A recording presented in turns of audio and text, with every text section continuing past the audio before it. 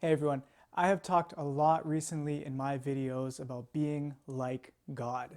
And by the way, Leroy says hello. Oh, and he's gone. Okay. But yeah, being like God. And a lot of times in Christianity, when we talk about that, it's immediately kind of interpreted as this is what you have to be like in order to gain salvation. And I just don't want us to run into that line of thinking because the reality is you can be the greatest person ever, do this and all sorts of things like that, but you are never saving yourself. We are saved by the grace of God.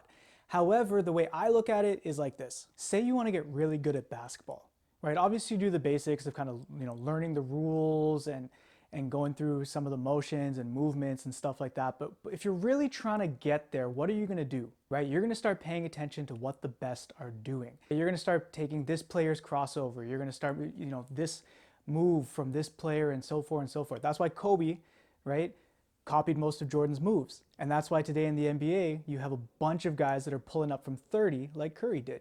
And the reason for that is they realized that what this person did, what this player utilized on the court brought them success. And you don't want to learn from people that aren't effective in their fields. So the question becomes, who was the best human?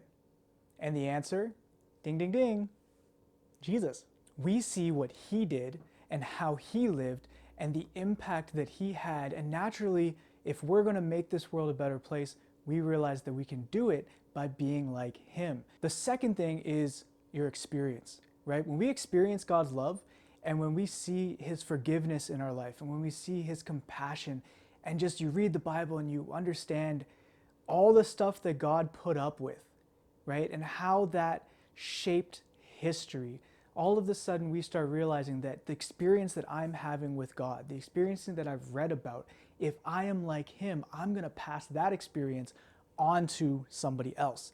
And so we don't just, want to be like Jesus so we can be the best, but we want to be like Jesus so that other people can experience Jesus. And the last reason is honestly just good old basic logic, right? The word Christian basically means one that is like Christ. So I want you to imagine this. If I told you that I loved basketball, like boom, loved basketball, it would be really weird if we had this conversation. So, what's your favorite basketball team? Oh, I don't really watch any basketball at all. Oh, uh, what's your go-to move? Oh, I don't practice any moves. Okay, so how often do you play ball? I don't really like to sweat, so I've actually never played a game before. Wow. So you just shoot around then?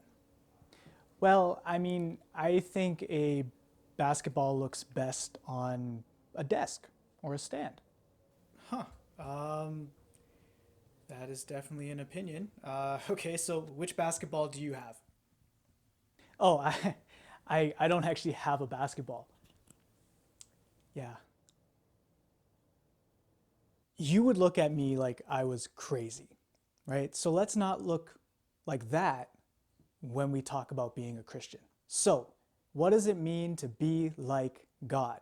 Well, over the next few weeks, we are going to explore that by taking a look at Galatians 5, verse 22, which lists off the fruits of the Spirit. So, starting on Friday and then continuing on every Wednesday and Friday, for the next few weeks, we are going to be discussing what it's like to have the character of God and how that can change the way we live our lives. So I will see you on Friday for the first one, talking about love.